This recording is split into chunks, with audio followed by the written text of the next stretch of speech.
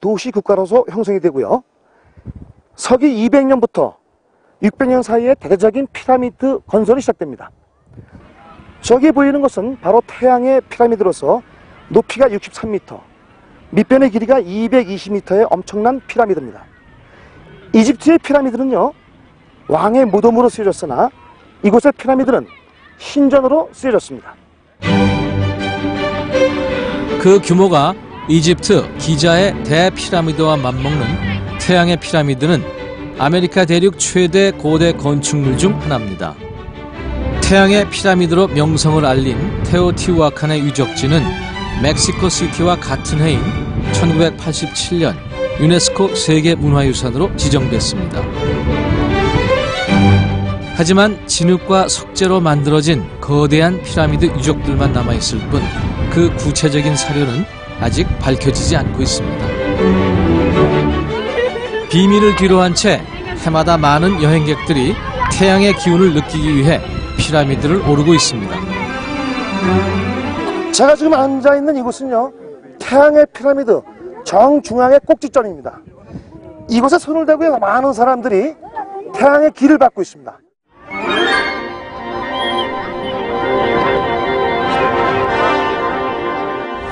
아즈텍인들이 신의 거처로 믿을 만큼 광대했던 테오티후아칸은 20평방킬로미터에 인구수 20만에 달했던 거대 도시였습니다. 테오티후아칸은 태양과 달의 피라미드를 두고 도시를 양분하며 넓게 뻗은 사자의 길을 따라 번영을 누렸습니다.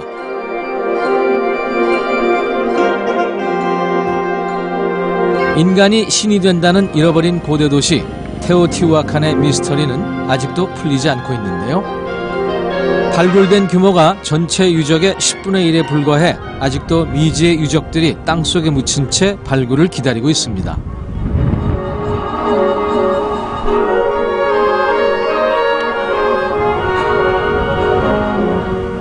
비교적 보존이 잘 된 테오티후아칸의 주택가 역시 복원 작업과 발굴이 여전히 진행되고 있는데요.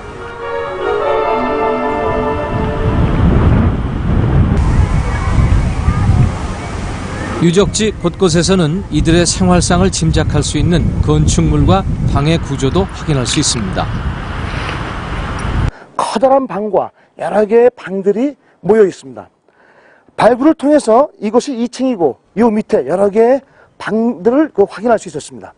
그리고 2층 방에는요, 석회가 발라져 있고 그 위에 아주 예쁜 벽화의 흔적이 남아 있습니다. 좀 더 유적지 안쪽으로 들어가다 보면 세월의 흔적에도 불구하고 어렴풋이 남아있는 벽화의 흔적을 만날 수 있습니다.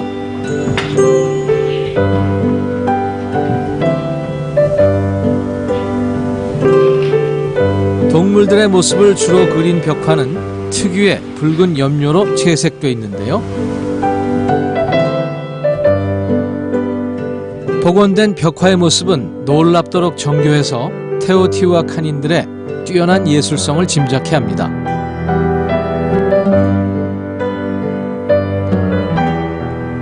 아름다운 외형을 자랑하는 이 건축물은 무엇을 하던 곳일까요?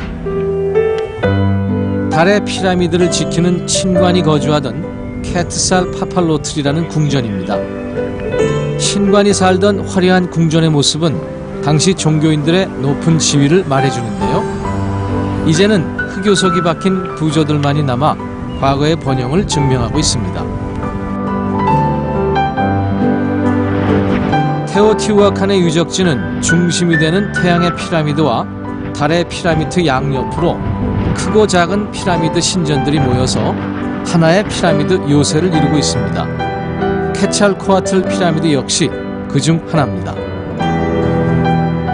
피라미드 벽면은 뱀 모양의 조각상들로 장식되어 있는데요.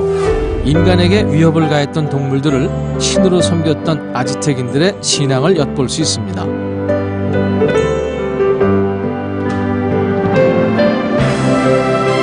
죽음자의 길을 따라 걷다 보면 태양의 피라미드 서쪽 언덕 위에 위치한 달의 피라미드를 만날 수 있습니다.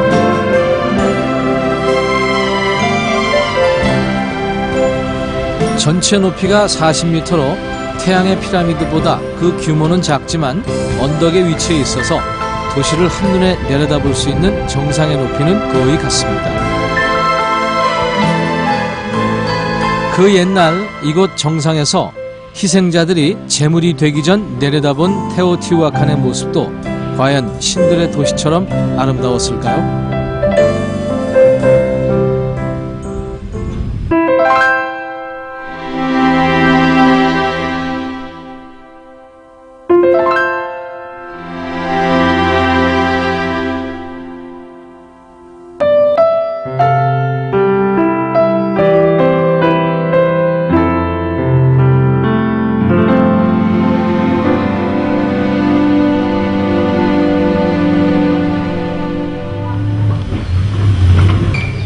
멕시코 베라크루즈 지역에는 볼라도레스라는 전통 의식이 있습니다. 까마득한 25m 높이의 기둥에 오르는 모습은 간담이 서늘할 정도로 아슬아슬한데요. 하늘을 나는 사람이란 뜻의 볼라도레스는 아즈텍인들이 풍요를 기원하며 행하던 기우제의 일종이었습니다. 역사 속으로 사라진 아즈텍 문명처럼 그들의 전통 역시 관광객을 위한 쇼로 변질돼서 여행객들의 애수를 자극하고 있습니다.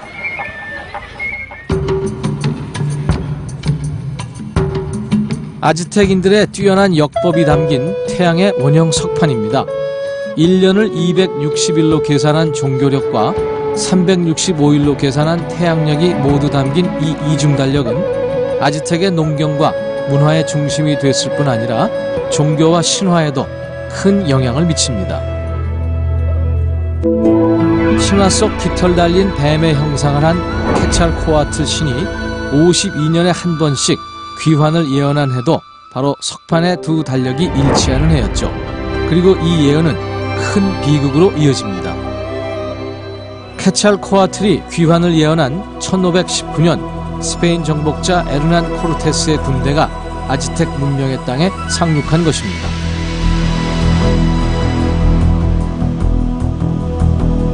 스페인에서 건너온 침략자들은 호수 위에 펼쳐진 도시의 모습이 너무나 아름다워 낙원으로 착각했을 정도라고 전해지는데요.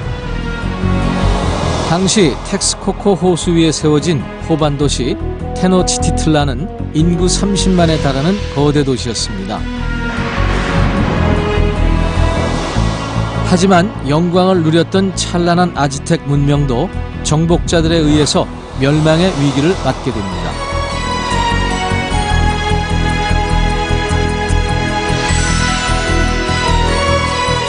몬테수마 2세는 당시 아즈텍 번영의 중심에 있었습니다. 그는 케찰코아틀 신이 예언한 해에 상륙한 에르난 코르테스의 군대를 신으로 착각해 환대하는데요.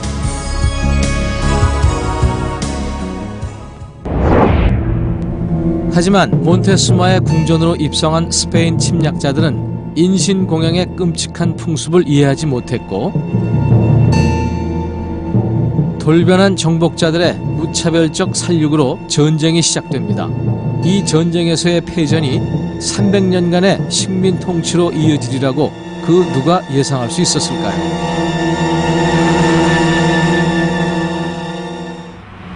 1521년 당시 테노치티틀란을 함락하고 아즈텍을 멸망시켰던 정복자 에르난 코르테스의 집은 아직도 멕시코에 남아 있습니다.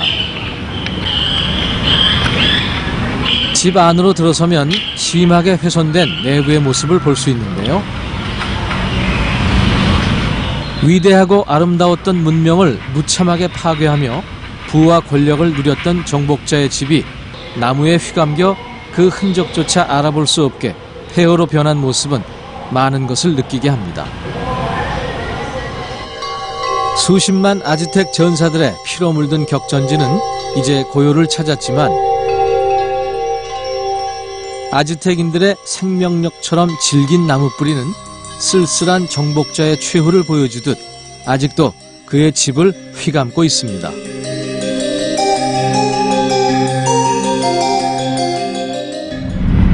아름다웠던 호반 도시 테노치티틀란의 흔적은 어디에서도 찾을 수 없는 걸까요? 멕시코 시티